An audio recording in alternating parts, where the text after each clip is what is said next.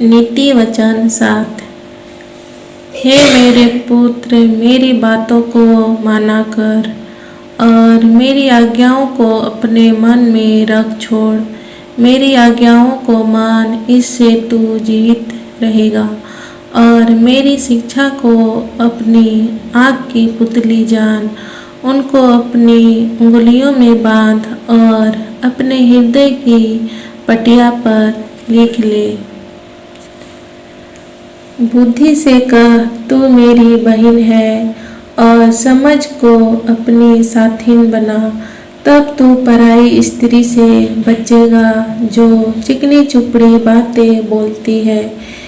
एक उदाहरण, मैंने एक दिन अपने घर की खिड़की से अर्थात अपने झरोखे से झांका। तब मैंने भोले लोगों में से एक निर्बुद्धि जवान को देखा।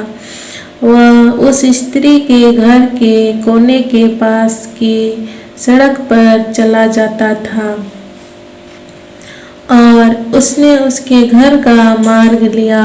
उस समय दिन ढल गया और संध्या काल आ गया था, वरन रात का घोर अंधकार छा गया था।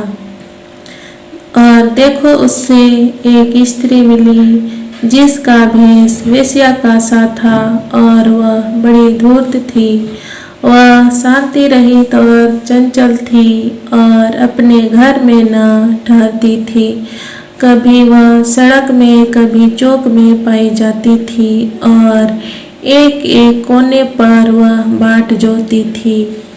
तब उसने उस जवान को पकड़कर चूमा और निर्लजता की चेष्टा करके उससे कहा, मुझे मेल बलि चढ़ाने थे और मैंने अपनी मन्नतें आज ही पूरी की है।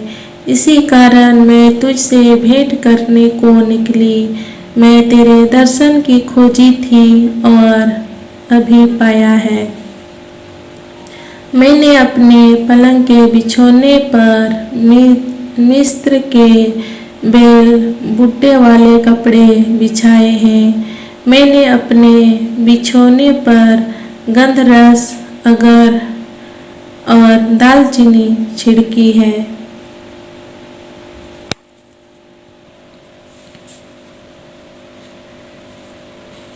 इसलिए अब चल, हम प्रेम से भोर तक जी बहलाते रहे। हम परस्पर की प्रीति से आनंदित रहे, क्योंकि मेरा पति घर में नहीं है, वह दूर देश को चला गया है। वह चांदी की थैली ले गया है और पूर्णमासी को लौट आएगा। ऐसी बातें कह कह कर उसने उसको अपनी प्रबल माया में फंसा लिया और अपनी चिकनी चुपड़ी बातों से उसको अपने वश में कर लिया। वह तुरंत उसके पीछे हो लिया, जैसे बैल कसाई खाने को या जैसे बेड़ी पहने हुए कोई मूल तारना पाने को जाता है। अंत में उस जवान का कलेजा तीर से बेधा जाएगा। वह उस चिड़िया के समान है जो फंदे की और वेग से उड़े और न जानती हो कि उसमें मेरे प्राण जाएंगे। आमीन।